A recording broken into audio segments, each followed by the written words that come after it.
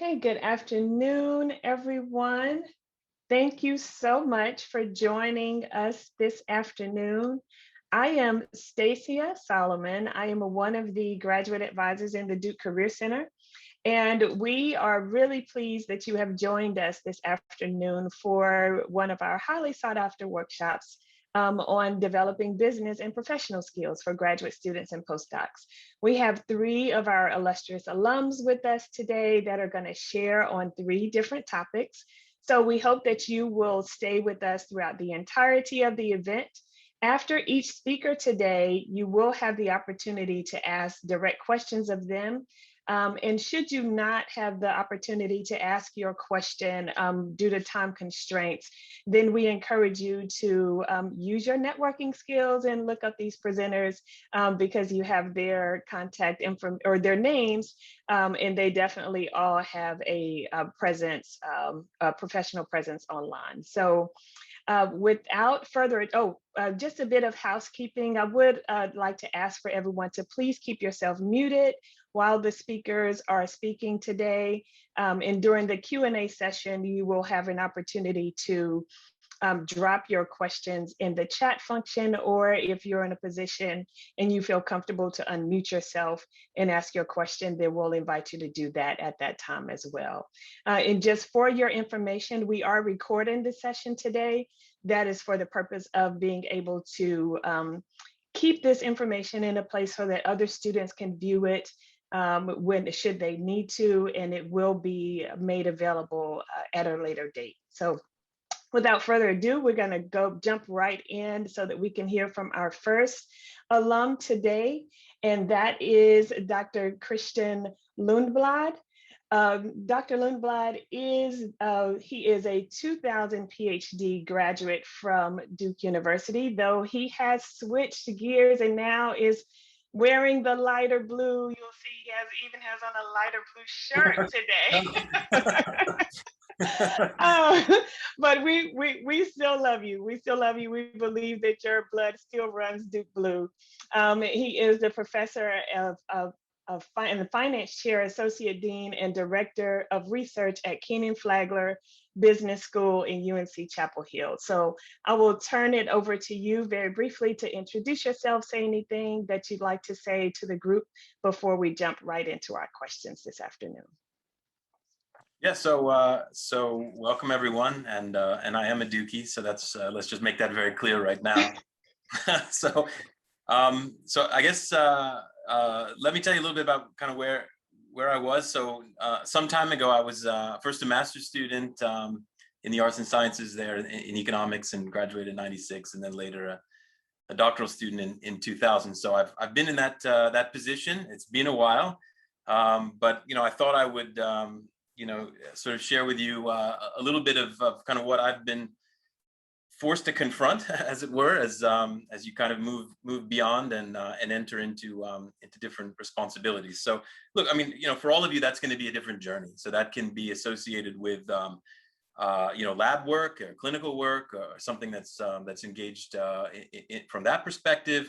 It could be, you move into the business community and the profit-seeking world as it is, or you could find yourself, really in tenure track research, active responsibilities. And in all of those cases, the reality is the things that intersect with budget responsibility, they're thrust upon you. And so I want to talk a little bit about that, and then give Sassy a chance to ask some questions, and then you all to ask some questions. So let me talk for a moment about sort of budgets, right? And how we think about that. And I actually thought that I would come at it from a slightly different angle at the outset, which is a perspective of a little bit of personal finance. And then that allows me to talk about, dovetailing that into the professional world. So there's a lot of really great resources out there. So some, from the graduate school for sure, but one that I like is from the AICPA. So those are certified public accountants, and they have what they call 360 financialliteracy.org. And it's a nice, sort of outreach they do that gives, folks some perspective on budgeting. And really, what is budgeting? It's first and foremost setting priorities, goals, and measuring, right? That's basically what it is. So the first thing we ask ourselves, whether we're in a professional setting or whether in a personal setting, or what are the goals? What kind of objectives do we have? And then, just start with something simple like, an Excel sheet, inputs and outputs, like where's what's coming in, what's going out. And as rudimentary as that is, I think you'll be surprised at the more holistic view that's going to afford. And then ultimately what that allows you to do is to weigh priorities, right? So it gives you an opportunity to think very carefully about what it is that you're trying to do at the personal level. And I'm going to make the analog to the professional level in a moment. I will say one thing on the personal side, which is as you move forward, be very deliberate about this in the first years after school, because hopefully for all of you, there's going to be some changes in the income side, right? And that's going to give the illusion of slack. But what happens is we pretty quickly spend right up to wherever we've been, and so you end up actually getting in a bit of trouble. So the discipline that this affords is actually pretty universal, right? So it's not just now while you're struggling through doctoral or master's or postdoctoral years, but even in the periods that follow, discipline's important. And I would say also, if you've got a family or a partner or something, you all really got to get on the same page with respect to this, because that's like avenue number one to internal strife, right? What else? Well, there's a couple of tools that I want to make sure we talk about. So one is credit, right? And so this is an important tool, and that's the way I want you to think about it. But obviously, it's also pretty dangerous too if it's misused. And it gets to a pretty fundamental question in business practice, which is, is debt bad? And the answer is, of course, no, right? So we use debt all the time as a tool to help facilitate strategic things that we're trying to do, but they may be you might be in a situation where you're financially constrained, and so that's a way of circumventing those limitations to still do something pretty compelling. So this is a tool that can help facilitate an investment at the personal level. A car you need for work, or a home in which you can live and maybe build some equity, or maybe it's business equipment or entrepreneurial ventures or whatever that might be. I mean, that's an important tool by which to meet those objectives. Additionally, you can lean on it in an emergency, but be wary. I mean, that becomes sort of a dangerous trap to some degree. And indeed, that's really where people get in trouble. And I give you this mention about kind of what happens with income and costs, which is frustratingly, credit balances just scale with income. So the more we make, the more our balances sort of seem to increase. And again, there's nothing inherently wrong with debt in and of itself. It's what are you doing with that debt? What are you facilitating? But obviously, that becomes problematic, and sometimes it becomes really problematic, like in the last financial crisis, where debt burden became a problem. So again, be very careful about sort of anticipating future income and using debt as a way to smooth too heavily over time. You don't want to spend too much out of the future. And in quite the opposite, I would say, thinking a little bit about savings and retirement, this is really important. And you got to pay yourself first, right? So the current you matters. It does. You do, right?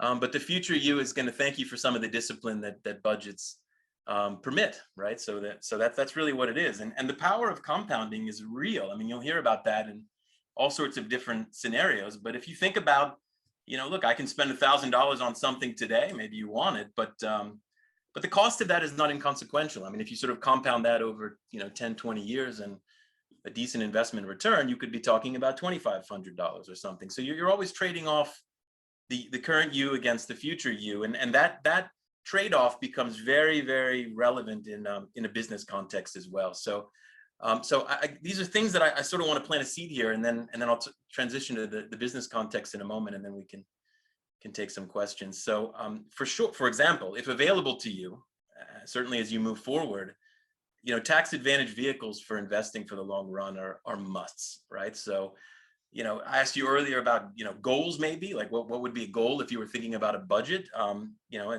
the sort of feeding the pig and facilitating, the piggy bank, facilitating the future is really important, even for somebody in their 20s, the youngest of you, right? So the tax advantage vehicles, defined benefit plans, 401ks and like, I mean, they're basically the means by which we facilitate retirement in this country now. And that's problematic in the sense that it's self-directed and self-funded. I mean, we don't have that many more sort of traditional pension plans. So now there's a lot more that's incumbent upon you to figure it out. And this is one that's really important. And so, and the danger, of course, is, when you're feeling pinched, this is the margin that tends to get squeezed first. So in some sense, you're sacrificing the future you at the expense of the current. Again, that's a trade-off we have to manage all the time. But for business organizations, this is central, right? Because the investments that they make now in order to facilitate the future, that's basically that's sort of the without which there's nothing. And so you're constantly facing this trade-off between what am I trying to do right now as an organization versus what am I trying to build for the future. And that's really what budgets are about. So the last thing I'll mention on sort of the personal side, and then I'll talk for a moment on the professional. So again, how often should we do? How crazy should we drive ourselves about this? I would say, update this with relevant data monthly, maybe quarterly. I wouldn't do it less frequently, but I might not do it more frequently than that. I mean, you don't want to drive yourself nuts, right? So you definitely don't want to drive yourself crazy. And a somewhat lower frequency permits a more healthy monitoring, but also allows you to kind of check in and see how you're doing with respect to your goals and trade-offs and what's working and what's not. So personally, I manage my family's budget about once a month, right? I do it in something simple like Excel. And for my investment portfolio, I do about the same. In fact, sometimes I'll even do it at a lower frequency so that you don't get sort of swamped by the day-to-day noise that's out there. And so, what about professionally? So in my responsibilities, I'm tasked with several budgets. I've got a budget responsibility for my department. I'm the department chair. I have some responsibilities with respect to my doctoral students. I have about 60 doctoral students that work under my umbrella, and I manage the budget there. And I also do a lot of consulting with organizations that are, investing around the world and managing, again, these exact kind of trade-offs. And even there, personally, I get an update on where the budget sits about once a month, right? Now, strategic planning, that happens even less frequently, although strategic, conversations can take place at any point in time, but you don't want to do it too frequently that you get sort of swamped in the noise. And that's really one lesson that I want to make. And I think that's going to dovetail very nicely with maybe some aspects of things you're going to hear about after me. So what about business budgets?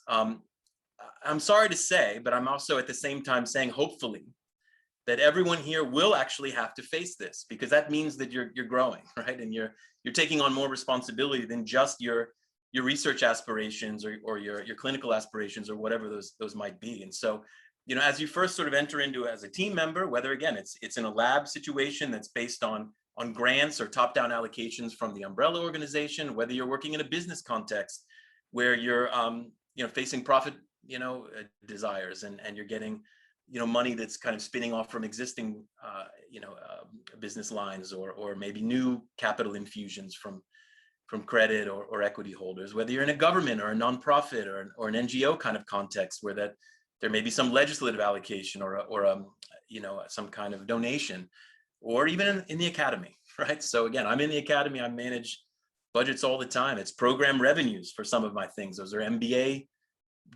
revenue lines or grants that come in for some of my faculty, or the university allocation that gets allocated to me. I mean, in all of these cases, we are sort of challenged with stewarding scarce financial resources, again, to meet important objectives. And so that gets back to what are the goals, what are the objectives, and there's sort of an interesting trade-off there, again, which is what am I trying to do for the long run versus what am I kind of monitoring right now? And we're back to the same question, which is you can't really manage what you can't measure. And my hope for all of you actually is you have no choice but to take on these responsibilities as you move forward. And so all of these contexts, wherever they might be and wherever you might find yourself, a budget is an expression of an organizational priority. I mean, that's what it is.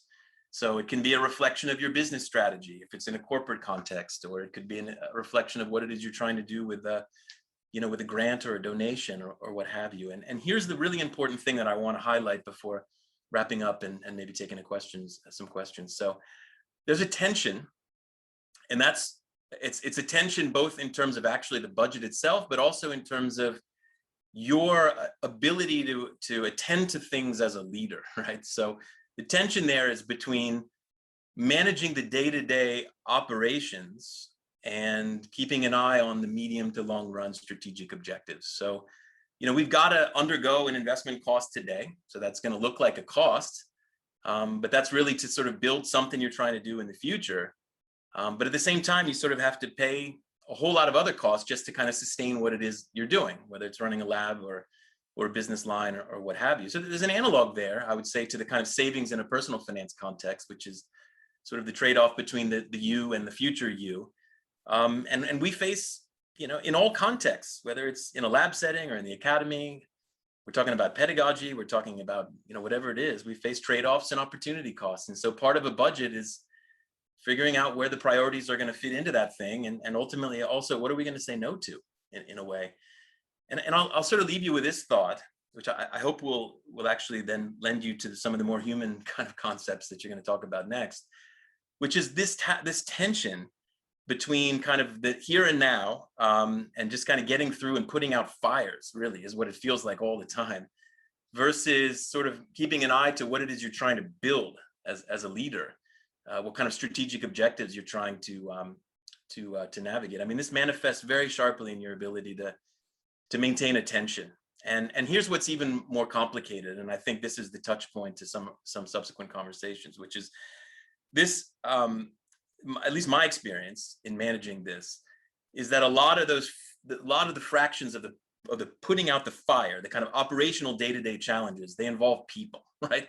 They involve people you might care about. It can be very emotionally draining, right? And sometimes it can even be a bit lonely, right? Because you have to sort of trade off, financial considerations with people you care about, and so you kind of have an uncomfortable intermingling of financial decision making with the interpersonal. It's just part of it. So that all of these different aspects are not separable. They're just not, and there's a lot of things to keep in mind as you move forward. So where can you learn more about the business side? That's harder. So I'll be honest, a lot of it, frankly, comes from experience. I came out as a research Ph.D. and I knew my area of research super well.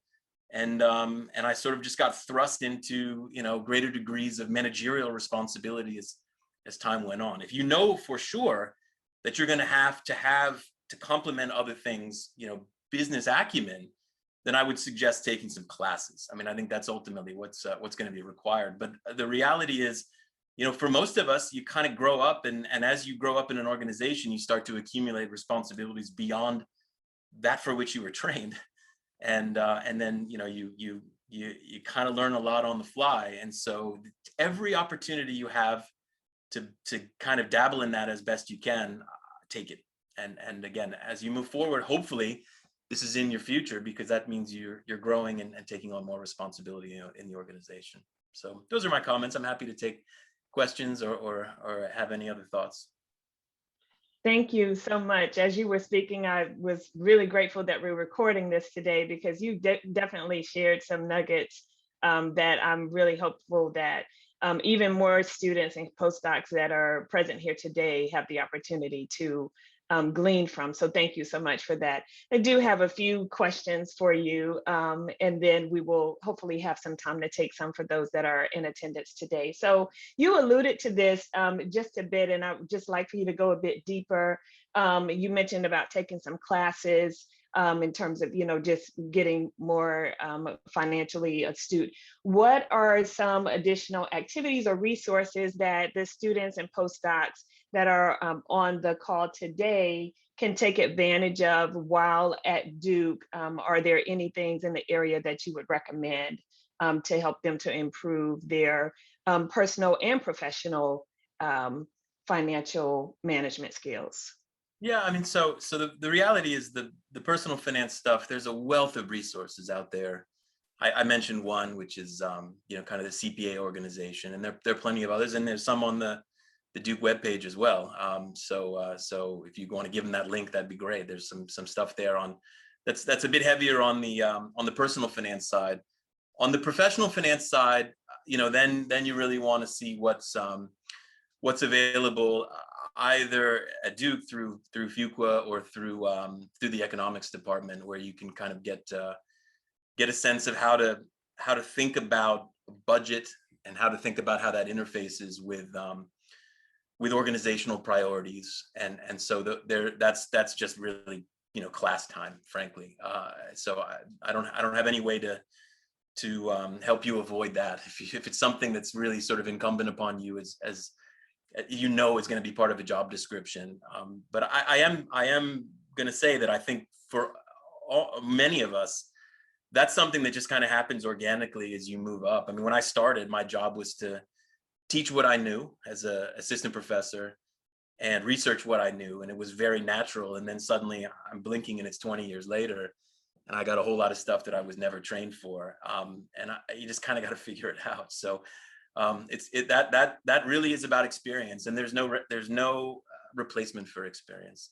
So every opportunity you have, if it's in a lab setting, if you're seeing somebody put a grant proposal together, all these sorts of things, just use that as an opportunity to kind of have a sponge-like behavior, to digest as much of that as you can. Thank you for that. So there's a comment in the chat from Aditi Korimala. Please forgive me if I mispronounced your name, but it just says, thank you so much, Christian. I've recently taken up more responsibilities beyond postdoc. And so I really appreciate your take on all of this. So just wanted to make sure that you saw that.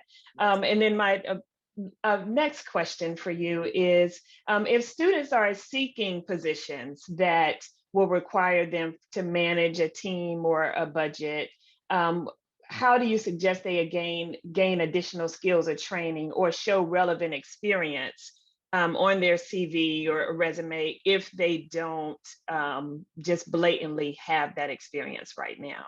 Yeah, I mean, so as I said, there's really, it's sort of a chicken and an egg problem. Honestly, it's hard to replace the experience, and so I think the best way is to engage with the people where you are right now. So again, if it's if you're in a department like mine, as doctoral students, you can come hang out with me, and I can help you see what's going on and the like. If you're in a lab and there's an operational budget or a grant, sort of going on, get involved with the leadership there as much as you can. And so these are all kind of co-curricular in a way, but they're really incumbent upon you to just try to exploit every opportunity you can to get exposure to that stuff and see what it is that folks in those positions to which you eventually aspire, what are they struggling with?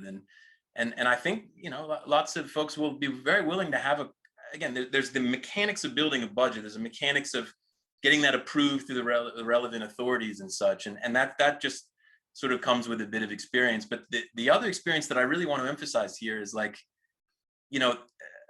the budget is about what it is you're trying to do. And so it's really interesting to see from people that are trying to do something, how do they navigate the challenges of that view, that vision, along with the here and now, because the here and now can be really distracting, but you look up and 2 years of here and now have passed and you didn't get anywhere.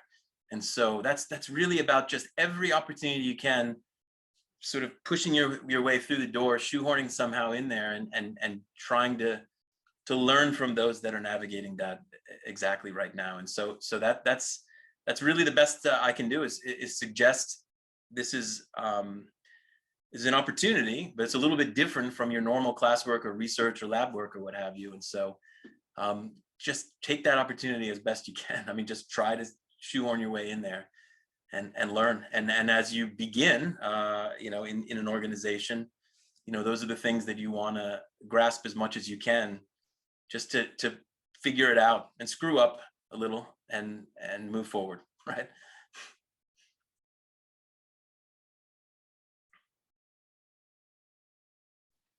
Thank you so much for that. And I really appreciate the final comment about screwing up a little bit as well, because, everything is not perfect, right? And it's okay to learn through challenges. I would say all of my substantial growth has happened with some screw up. So that's the right way to put it. Thank you. Thank you. So I'm going to turn it over to my colleague Monique now as we move into our second topic, since I don't see any further questions in the chat. But if you do have other questions that pop up for you, I want to encourage you to make a note of them and definitely reach out to Christian and ask him using his online professional presence. Very, very welcome to hear from any of you. Awesome. Thank you so much, Christian. As Stacia said, I'm Monique Turntine. I'm actually the interim associate director for employer relations in the Career Center as well. So next we have up our next guest. Her name is Gabrielle, or Gabby Wermitzer, and she also has a PhD and graduated from Duke. So we're really excited to begin to hear from her on the topic of effective communication skills and emotional intelligence. Thank you very much for that introduction. Thank you for inviting me. I'm happy to be here, and I hope that you can take some things from what I'm about to present and apply them to your life, to your career, to the world you live in. I am smiling because my previous presenter and Stacia have mentioned screw-ups, and they will not feature prominently, but I will also say a word about screw-ups and so-called failures. But let me tell you a little bit about emotional intelligence. The emotional quotient is what it's called, EQ. We need that emotional intelligence to work effectively in a team. We need that when we apply for a job and go to interviews. We need it when we build relationships and we want lasting and strong relationships. And we need it when we build our careers. We have two parts. One is our personality, that is whether we are outgoing or inward focused, whether we're more positive or more critical, whether we're loquacious or reserved. And we have our IQ, our intelligence quotient. Both of those are mostly fixed. They don't really change much throughout our lives. I'm not saying they don't, but in general, there's very little leverage. Our emotional quotient can change.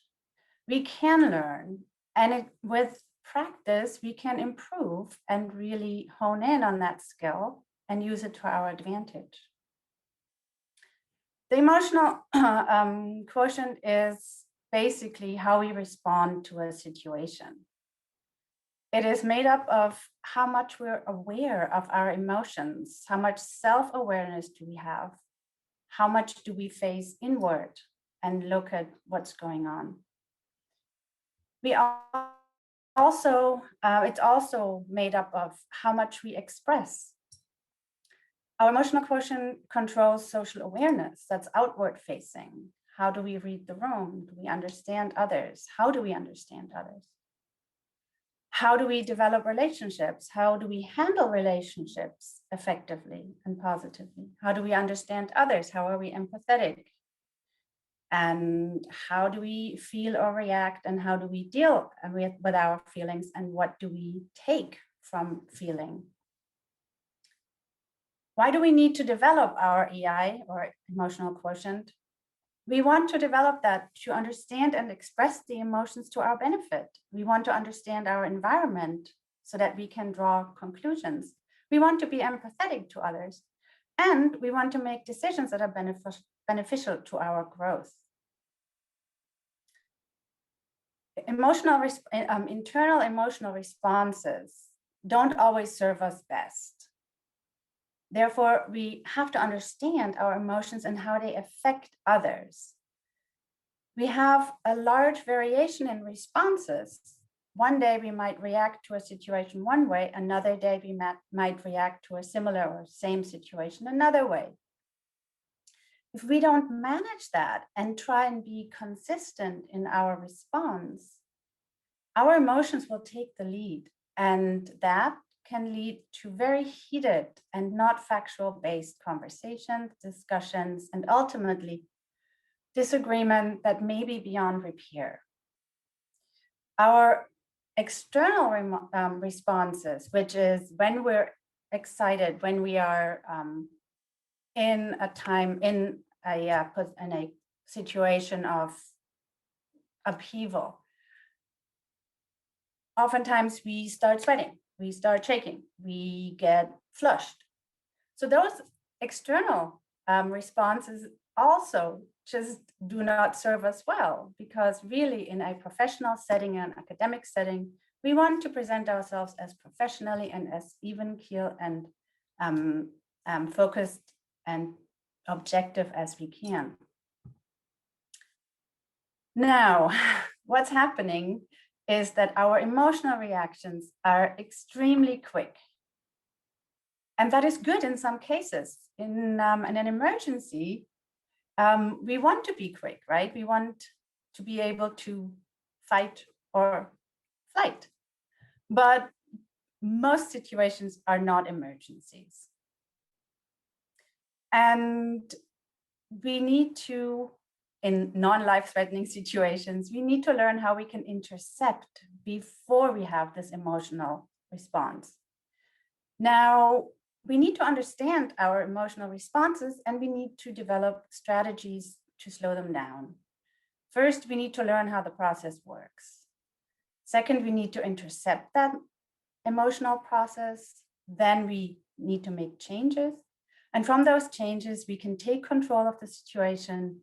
And by taking control, we can then learn from these experiences and influence future behavior. So an example, we're waiting patiently in line somewhere, and someone cuts the line. What happens to most of us? We're angry. We have some kind of emotional response. I know that for myself. My heart rate goes up and I get all jittery and I just want to say something. Taking a step back, it is not actually that event, that person cutting, that causes us to react, to emotionally respond. It may be something completely different. We've been standing here for a long time and then this happens. So it's not the person cutting, but it's our reckoning, it's our understanding of having been there and standing. And what does that do with us? So once I recognize that emotion,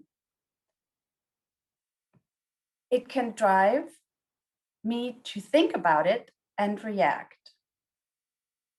If I can't recognize that, what it is that causes the emotion, then I don't have control and I can't control how I interact with others. To learn how to recognize what it is that really makes us react, not the person itself cutting the line, but something that stirs me that has already been there.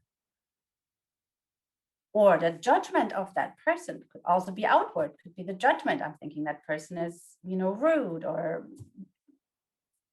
something else, mostly negative. To analyze that and find out what it is, we need to ask the following questions. Was that event? What was that event? Was it a neutral event? Was it an emergency event? What was it? We need to ask ourselves, how do I feel about that event? Then I want to know, what am I thinking? What was I thinking while it occurred? What were my emotions? Then I need to assess, how did I respond? And then I need to consider, how do I want to respond in the future? Those are the questions I cannot ask myself at the point where the event is happening, where I have this emotional response. Obviously, I'm going to ask myself those questions afterward to assess and to improve. And there's an acronym A, B, C, D, E. And those 5 steps can help us to get to a point where we can disrupt our immediate emotional response and make our response more tempered and constructive. So again, reacting in the heat of the moment is totally normal. How do we make that reaction not blurt out, but become constructive? There is the activating event. My activating event, as an example, I have a relationship with somebody who's always late with getting important information to me. The activating event is, again, I'm waiting for information from that person, and he or she is not bringing it. That is the event. I'm annoyed, I'm impatient. That's my emotional response. B, my belief. This person has been late consistently, and now I believe that this person is late on purpose. They want to sabotage me. They don't respect me. They don't value my work. They just don't care. So, person's late, activating event, belief is they don't care. Now my response is I'm irritable, I'm angry, I'm resentful, and now I really have an emotional response. Okay. The consequence of my belief, natural consequence when we don't mediate our emotional responses, we react. We confront the person becomes angry, the relationship is already fraught and will become worse. There will be accusations, there might be aggression, there might be passive aggression. We might become defensive. In sum, with unmediated emotional responses, our relationship gets worse. What can we do? D, disrupting our thoughts and challenging our beliefs. We need to replace our beliefs that person is always late, they don't care, they don't value me. We need to replace that with something useful. Rather than believing, we need to take a step back and take a different viewpoint. What that means, and this is a tricky part, we want to try and be like a reporter, a neutral person who's observing this event and this event only, without any knowledge of the history, and observe it as a bystander and judge it. So we're taking a different perspective. We're being this neutral observer. And so we can think, it opens our mind to think, well, maybe the person isn't really doing it on purpose, but they just don't understand how important this work is, how much their work impacts my work and subsequent work. Maybe that person wasn't aware of deadlines or the necessity of that information. Maybe the person has some personal hardship that precludes them from delivering on time. So this calms us down.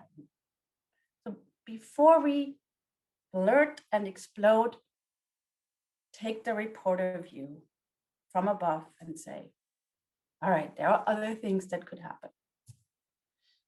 E, effect. All right, we're now disrupting our belief. It means we're taking control. When we look at the situation from another perspective, or simply take that situation as an isolated event, as I said, we calm down. We're less annoyed with the person, we're less angry. Now I have a clear head and I can take control. I can think about the situation as it is, and perhaps even think of steps how to fix it. I'm taking the heat, my fight response, this person is a bad person, I'm taking that out, and I'm supplanting it with fact-based thoughts, and they diffuse my emotional response. And replace it with something constructive, we will achieve better results. I will feel more positive. The other person will not feel like they're being accused or attacked. And we're all able to deal with that situation by challenging our thoughts. Now, this takes practice. And we should all practice it because we're all prone to do it. How do you practice it? We look back. Think of a situation where now, in hindsight, you think you should have handled it differently. And then go through this ABC. Go through thinking, what was the activating event? What were my beliefs? What were the consequences of my beliefs? How can I disrupt these beliefs? And what will be the final effect? Now,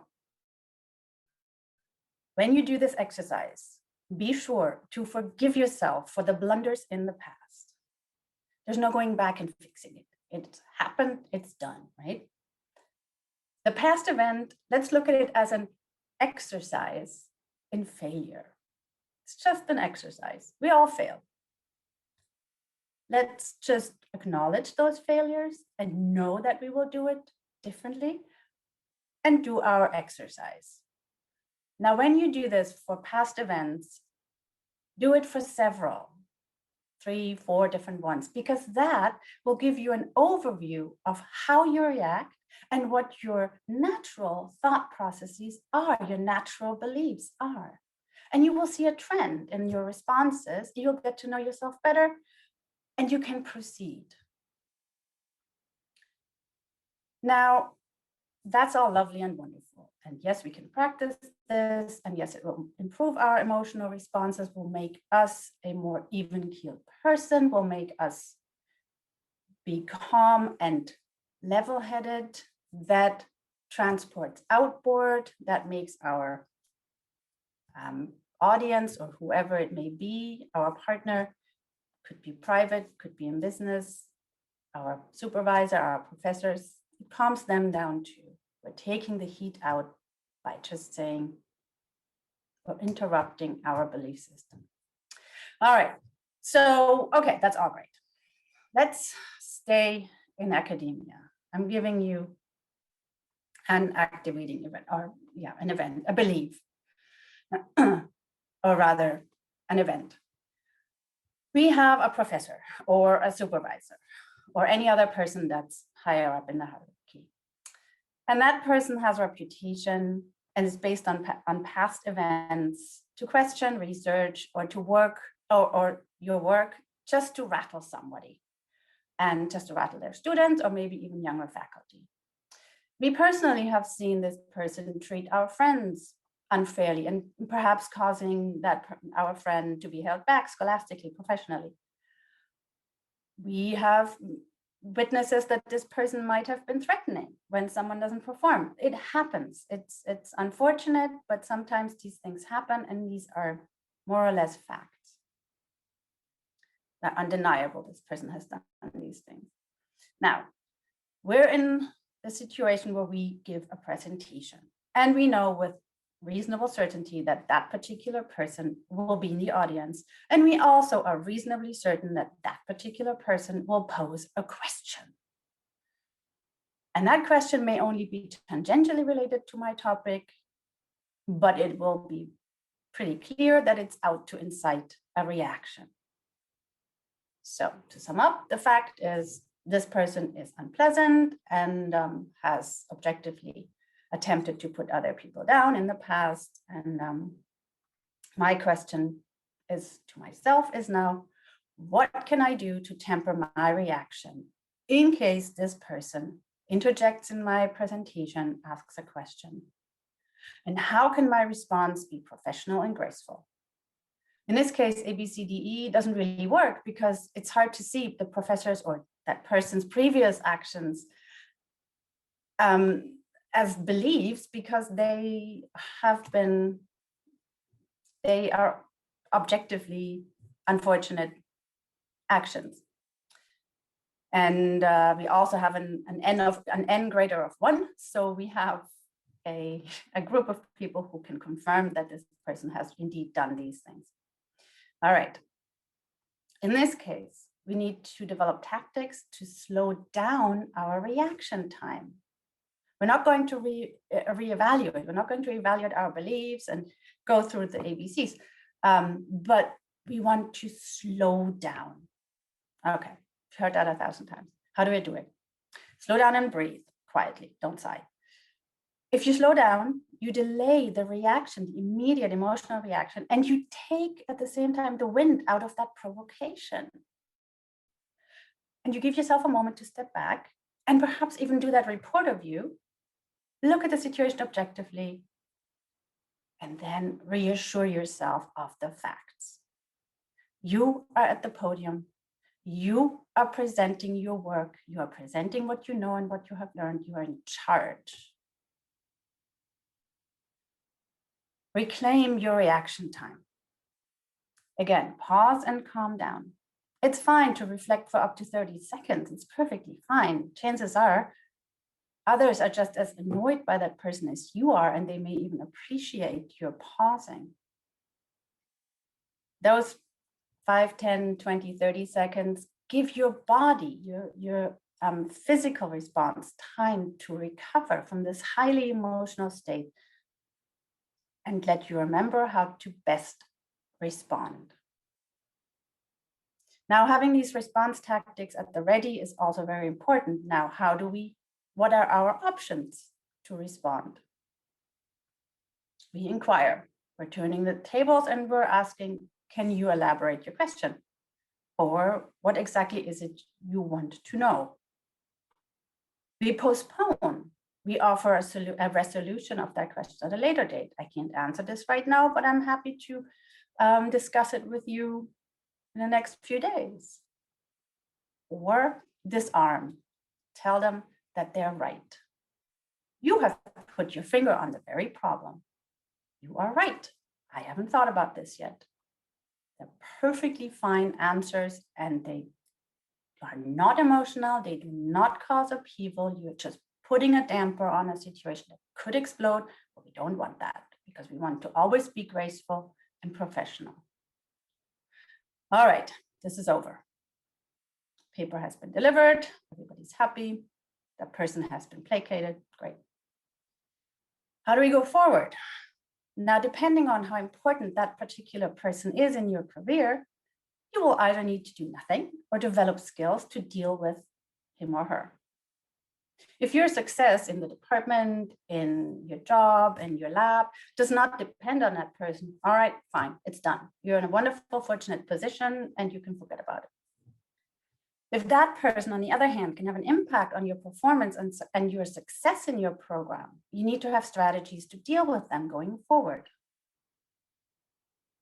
These strategies are really important and they go through everything. So every interaction you may have where it's important that you not be exploding, but manage your emotions and use them to your advantage. All right. Shifting perspective. Going forward, this person is still important. We need to shift our perspective. It's really hard to shift perspective when we're passionate about something, but it gives us an advantage because it will help us understand how to deal with a particular scenario. The goal is always to build a successful and collaborative relationship, even if it's with a difficult person, because in the long run, it will help us. Antagonism, defensiveness, aggressiveness doesn't help us because we never know when we need that person again. To shift the perspective, we can actively seek out alternate points of view. You don't know what if that person feels pressure from above. What if they are a very detailed-oriented person, just can't help themselves? What if it's their approach to make people successful? Strange, but it's possible. So we're seeking out alternate points of view. We're asking questions of that person, and we listen to what the other has to say. We ask him or her, how do they see the world beyond their own research, their work? We can ask them, how do they see their own research or work? whatever it is they're doing. We can ask them why they do what they do, what impact they hope to have. And if we're comfortable, we can also ask about private events, but with a difficult person, we usually aren't at that point. What that does, I'm asking you a question. I'm showing that I am interested in you, however thorny you may be, but I'm respecting you. And now you are the one to come back with something. Now, this is the hardest part, actively seeking out to spend time with that person. Now, that person is just really prickly and just not pleasant. If we go out of our way and spend time with them, it disarms them and it can build a relationship. If we have a relationship with someone, it's really hard to criticize that person openly, to put them on the spot. So yes, it may be just something you really don't want to do. Again, our emotional quotient is so advanced that we know that doing this now, seeking out a relationship, will serve us in the long run. All this does, we take this relationship in our hands. We choose which cues to respond to and which cues to ignore. What we should never forget, and the overarching thing is we want to improve ourselves. We want to become better. We want to become professional. We want to show that we are competent. And to do that, we need to own our work. We need to own our words. We need to own our work. Whatever we do, we have to be sure that we can be proud of it, that we can stand behind %. What we say and what we do will be flawed. That's it. That's a fact. Nobody's perfect. Sounds trite, but it will always be that way. And if somebody points out these flaws, instead of being bristly, we might be thankful because it can help us change our perspective and add to our work. Because our work is ours and it's good because it's what we do and because we want it to be good. So our behavior in the world, our behavior in relationships, our behavior in professional relationships, it needs to come from a place of good.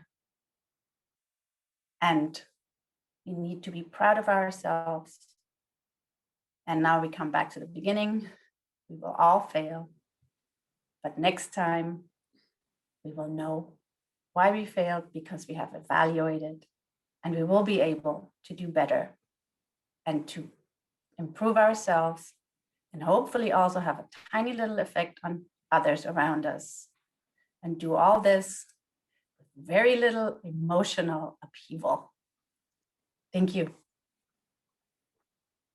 That was awesome. Thank you, Gabby. That was very informative about how we should be mindful of not only our emotional responses, but also how we're growing from our failures. So thank you for that.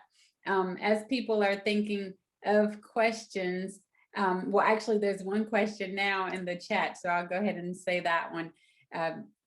There's a question about, are there any more strategies to disrupt or slow down your immediate reaction? I'm sure there are. And I'm sure I can give you a list of books, but those I have personally found the most useful because they're short, they're succinct, they're easy to remember, and they really calm me down. And yes, there are probably hundreds more strategies, but personally, I believe the things that I can keep in my mind, and there aren't that many, and the reason I say this, it needs to be little, or it needs to be a few things, because in that emotional moment, we don't have the capacity to think of 100 strategies. A, B, C, D, E, we can remember. Breathing, we can remember. Asking a question back, we can remember.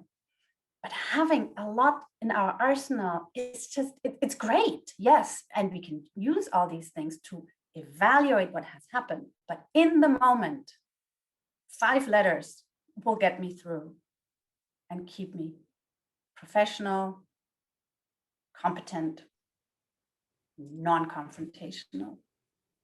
So I'm happy to give you a list of books and a list of authors, but I think in this instance, just being brief and just having a handful of things is the most useful. Nice. Thank you. Another question is, in the ABCDE strategy, can you expand on the E? And was that expect or effect? Thank you. Let me go back. That was effect. Okay, the effect, meaning what happens. With these other points, I'm disrupting my belief and I'm taking back control, and having that control will have an effect on how I act.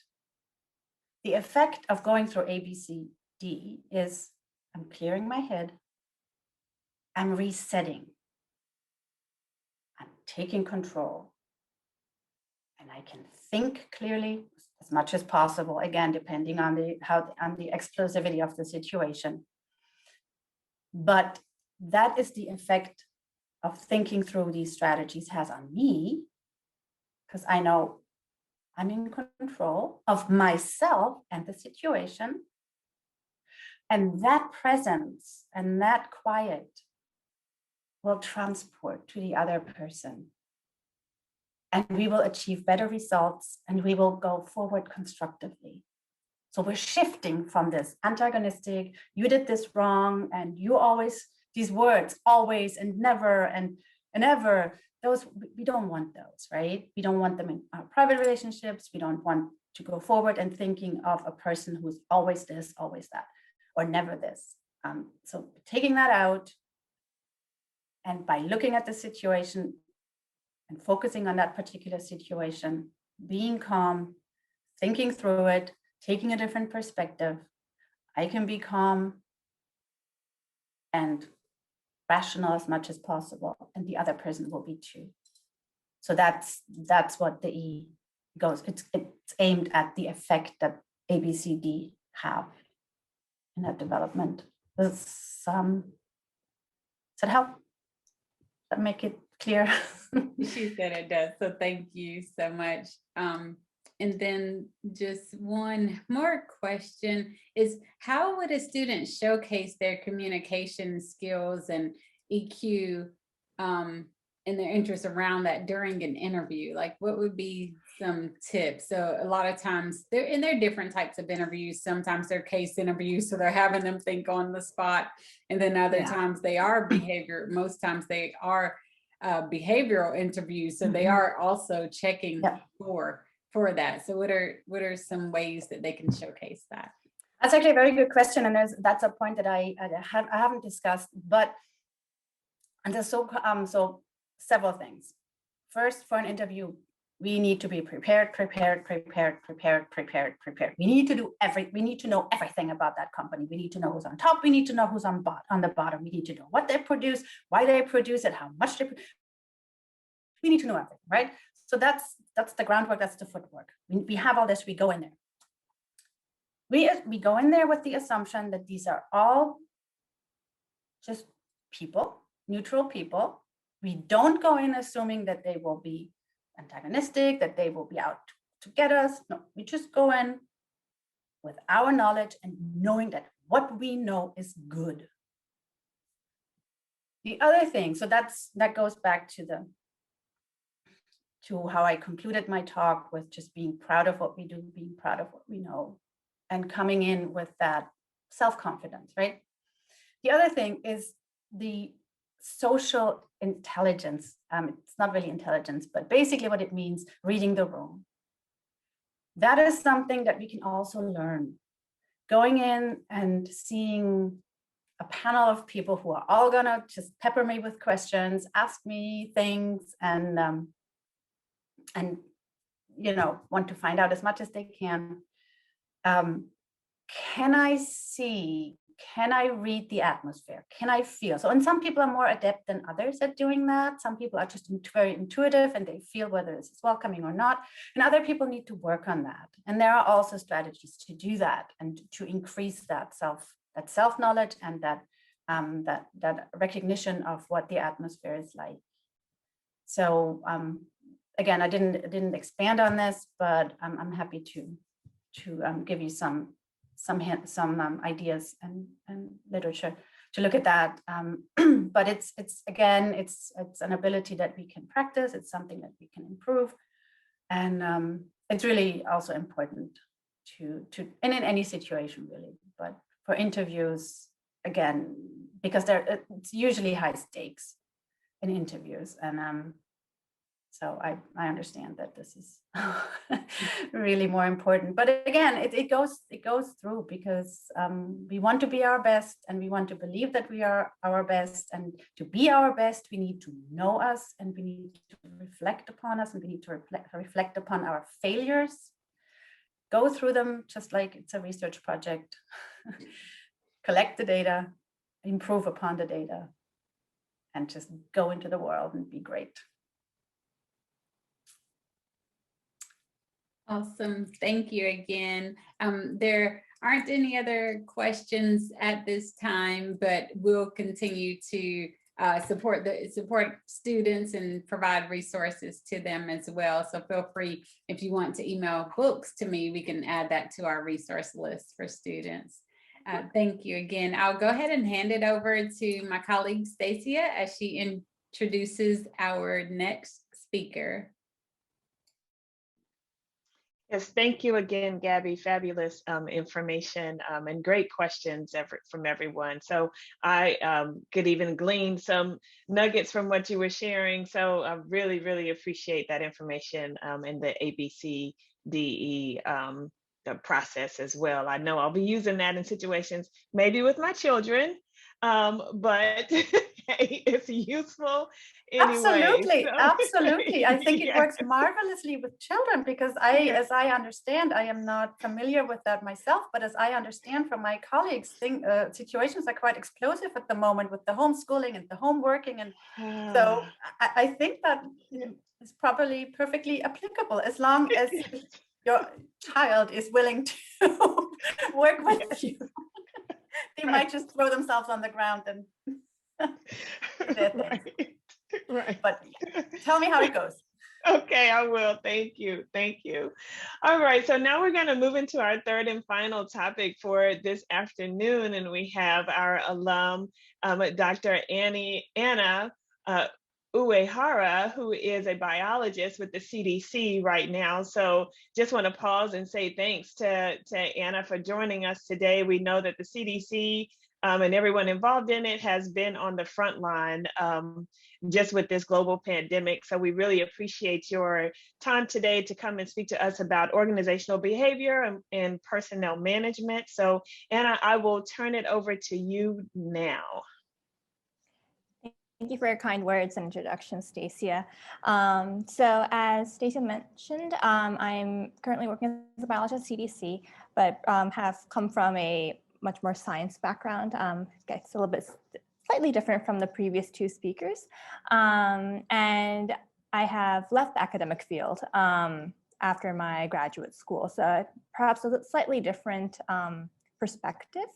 But I think it's really crucial in terms of when you work with individuals moving forward, regardless of what kind of environment you find yourself in, to understand the personal side, which is, I think, really what Gabby was talking about, and really understanding yourself and growing from within, but also how you fit in with the bigger group, and whether that is through your the organization that you work for, or any other organizations, professional or not, that you prescribe to and identify with. And so kind of trying to, it's a few broad topics, so trying to narrow it down to a couple and highlight a couple areas. From, just an organizational structure perspective, I think, it really starts at the very beginning when you're still an applicant. You really want to know if you want to join an organization, and let's just pretend that it is for work purposes, but that you really understand the culture, the environment, the people who are in, as I think Gabby was mentioning. You're not just looking at the CEO or the leaders in there, right? You're also looking at your future colleagues and the people who work there. And that's not just, for me, it's not just fellow scientists, but it might be for anybody who I collaborate with. And that even includes HR, because they are there for you. So it's the fact that you're going to be joining a group, bringing your skill set, but then also how does that fit in with everybody else? So, and there's a lot of different, structures. There's more traditional, higher hierarchical up and down structure in a work environment, but then there's much more lateral environments now. I think Google is known for that, where there is no real high up and down structure, and you have to understand what fits you, right? Everybody's different. And then you want to combine that with different cultural differences. And this is something that I realized after working out in Singapore for 5 years. And it's, when you start working internationally, there's different nuances that come in. So all these different things you want to keep in mind. But this continues on when you are an employee. And part of the, when you go through the interview phase, you have to, I think at the very beginning, it might feel like you are trying to, in essence, get a job. So you're trying to kind of sell yourself and talk about your technical skills, talk about your soft skills and how you're going to, be awesome for this position. But at the same time, you have to keep in mind that you're also, it's a two-way street, right? You're trying to suss out whether they are going to be a good fit. They're going to help you, and how is that company or that organization going to fit in your overall career trajectory and career path. And it's tricky because at least for me right now, it's still an ongoing journey, right? It's not like I know my end destination and therefore I know exactly where I'm at right now. My end destination might change a little bit, but like any GPS, right? If you go on a detour, you want to be able to come back to where you were trying to head. And if you do decide to change your end destination, to make sure that you are going down that path. But it's kind of revert back to organizational behavior. And from an organization perspective, there are certain guidelines or parameters, things in place that is meant for the collective good. And these may or may not be actually, 100% helpful for yourself as an individual. So that's where you are your best advocate for yourself. And so you have to keep that in mind where, you're only part of the organization. So for example, a given organization in my view, they just want to say the number of papers. We want to publish 100 papers. Okay, but from your perspective, right, depending on if you wanted to become a professor, you might need more papers that you are a first author or a last author, as opposed to somebody who I just need 100 papers. Doesn't really matter what my role is in the paper. If I write it or don't write it, what kind of experiences I gain out of each project. So keep in mind all these things as you move forward. And I think to tie in a little bit with, personnel management is to really, you want to understand all of these individuals that you work with. So Gabby was talking, I think, more on understanding yourself, but you have to understand that then multiplies and exponentially grows as you interact with, another person, and then 10 people, and then entire, branch, division, department of people. And of different titles, of different experiences, of different roles. And so you kind of want to, grasp the art of understanding and communicating with people beyond just the verbal communication. And there's, I think, a whole, bookshelf of books and other resources available in terms of, growing yourself and that kind of element of personal development into becoming a better communicator, and whether it is through words or through nonverbal communication. And all of this really ties in because I believe from an employee perspective, you want to find an environment that is a healthy challenge for you. You don't want to be so comfortable that, you don't feel yourself progressing, but you also don't want to be in an environment where, you feel more or less like an imposter, right? I think sometimes people feel of an imposter syndrome, and that's where, are you in the correct environment, or you have a healthy dose of challenges, but you also have areas where you can shine your strengths, because at the end of the day, work is work, but you also want to continue growing as yourself as a person, as well as within your specific expertise and discipline. And that kind of brings me to, personal development as well as leadership. And that's part of still the organizational behavior component of things in my mind. And it's really, leadership is something that is earned and it's not given. And it is also a journey, right? To become a leader is not the end goal. After you have somebody views you as a leader, that is step one of your journey as a leader. So you always want to lead by example. And I think, even Christian mentioned this too, but you can only do things by example if you've actually experienced it and if you went through it by action. When you are talking about, people you look up to or leaders, do they actually have the fruit on their trees? Have they actually gone through the experiences to get to where they are now? Or are they, very knowledgeable, but may not have necessarily gone through their experiences themselves?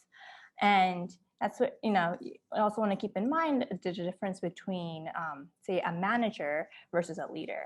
And there's roles and room for everybody to find their spot. So I think it's crucial to understand the difference between managing people versus leading people, because from a leader's perspective, you might require more visionary, or you have to always have one or two steps ahead of the actual group themselves, or else if you are with the group, then you're not really leading, right?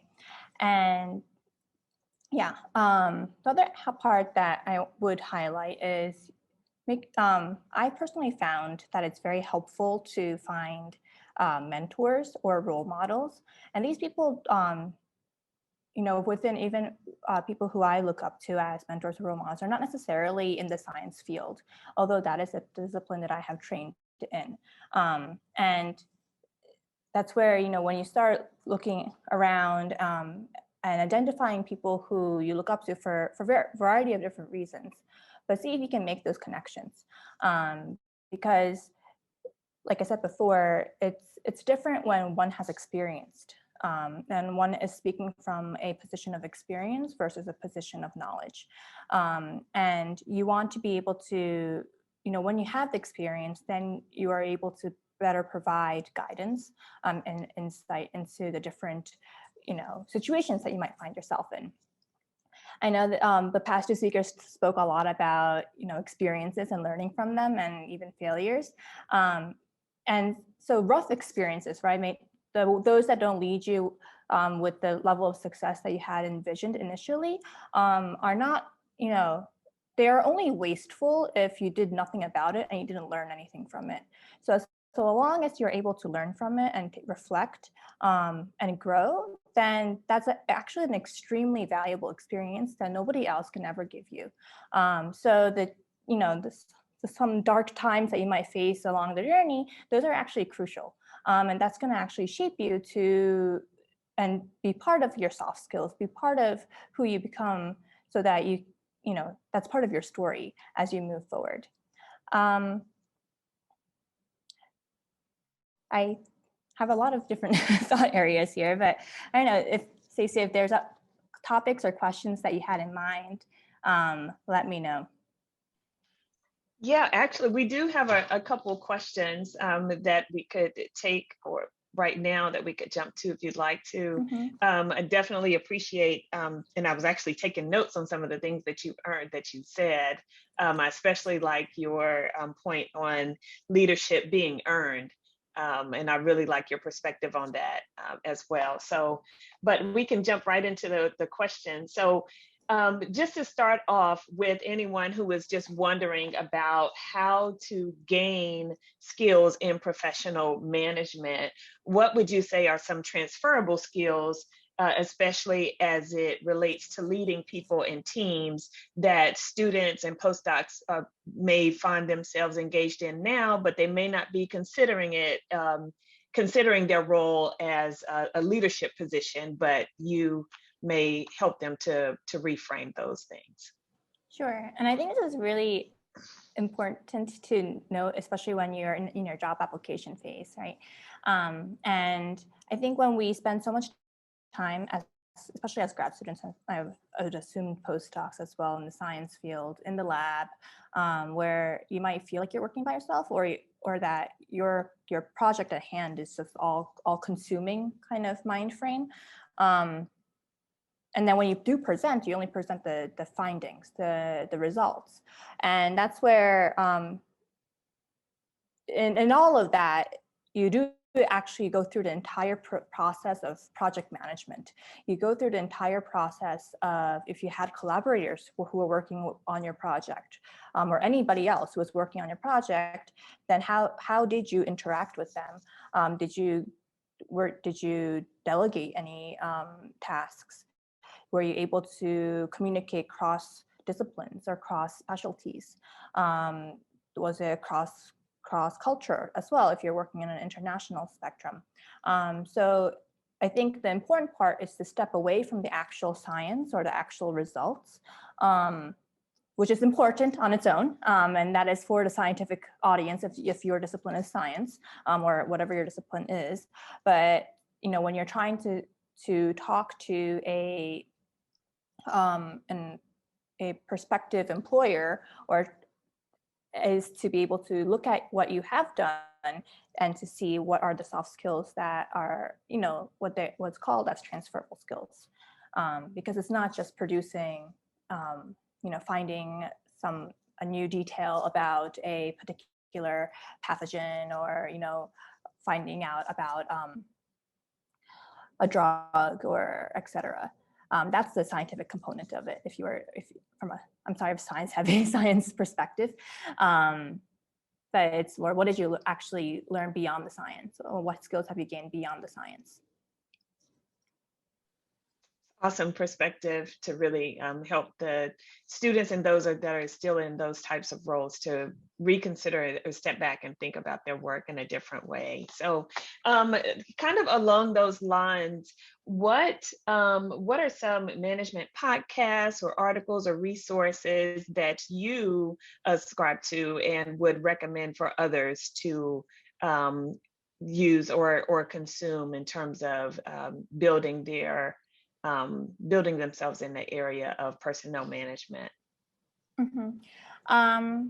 So in regards to personnel management, I view more in terms of really understanding the people who you work with,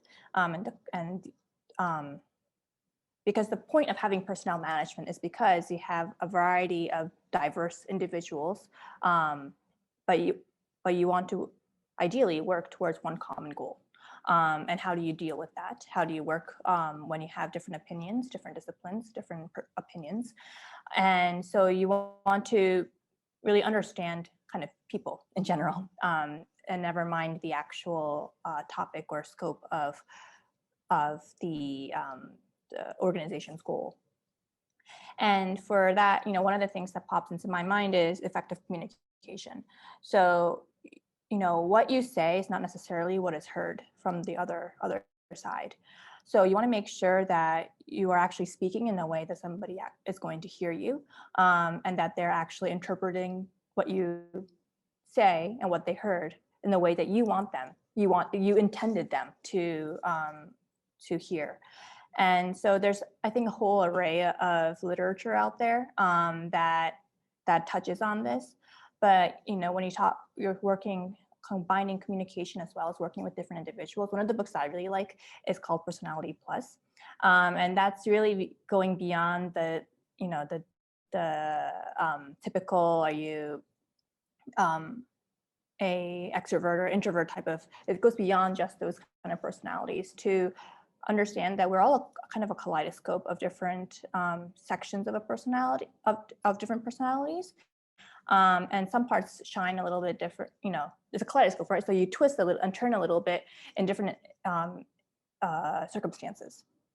So in some situations, you might, I might be a bit more introverted, but then in other circumstances where I feel more comfortable, then that may not be the case. So, and that's the situation where first and foremost, you should understand yourself, but then you want to also then move on to understanding immediately, at least the people who you work with, but then, kind of grow your ring of circles outside of that.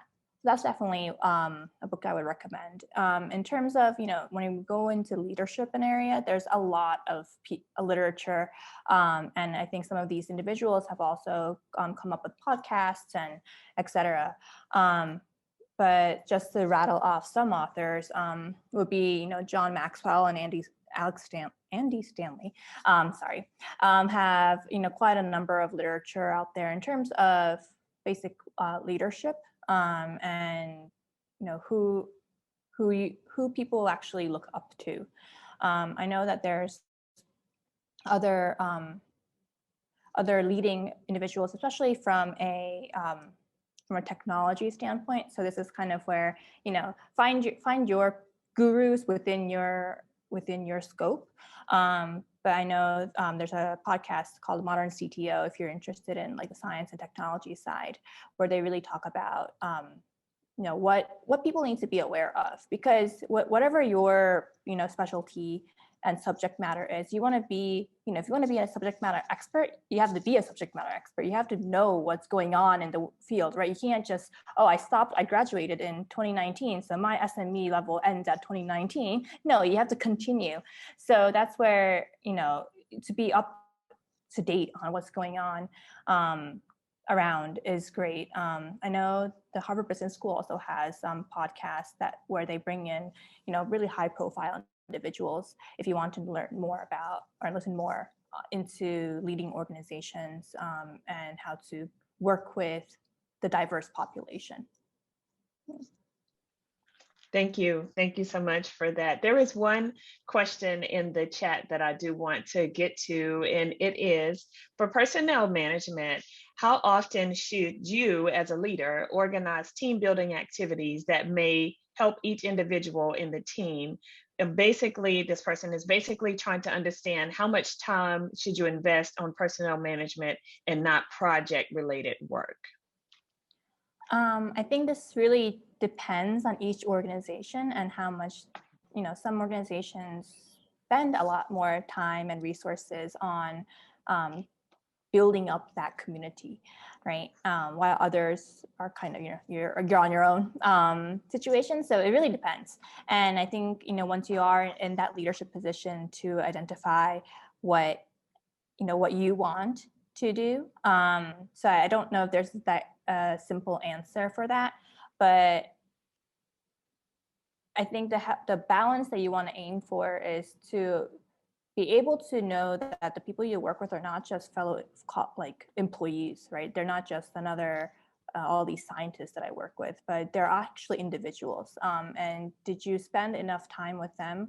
Did you do things outside of, say, your actual projects that you do for work to know them as individuals and humans? Or do you just see that person as, that's the data analytics guy, that's the, communications person? Like, do you see them as their job titles, or do you actually see them as real individuals?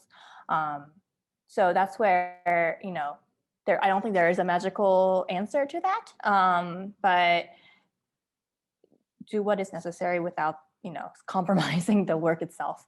And that's where, you don't really necessarily have to have, a whole day off retreat or anything like that. It can just be, a 5-minute coffee conversation. But to maintain that personal connection along with your professional connection, I think deepens and actually makes your job meaningful, as well as keeps the organization, connected and as one group with one mission. Thank you so much for that, Anna. And I just want to take an opportunity to thank all of our presenters today as we wind down to the last few minutes of our time. I also want to ask our presenters, because all of you mentioned the different resources and things that you shared today, if you wouldn't mind just taking a moment and just shooting an email to Monique. You can just respond back to the message that she sent today with any links or anything that's free and anything that's easy for you to do is what I meant to say, so that we can then share them out to the registrants. We definitely appreciate anything that you have the time to do, but we also don't want to overburden you as well. So anything you're willing to do. Also, Monique is just putting in the chat right now a link to the Career Center, information on the Career Center related to our resumes and CVs for our students. And Monique, can you also drop in the chat a link to our survey for today? So if you could please complete our online survey, this will give us some feedback just about this event and other events, and just helps to inform our work. We greatly appreciate your attendance and participation this afternoon. We just can't thank our alums enough for giving up their time and their talent this afternoon and sharing in this way. I can tell you, I work with students, I'm an advisor, I meet with students all the time, and I know how much they really value being able to talk to alums and being able to speak to someone and hear from someone who has walked the path that they are currently walking is just really invaluable. So we really appreciate your time here today. And we hope to see everyone at a future Career Center event. We do have our calendars up to date, so you can check it out and then attend anything that interests you. And we do wish everyone a nice, happy spring, longer days coming soon. And we want everybody to stay well, stay healthy, and let's go Duke. Thank you for attending today.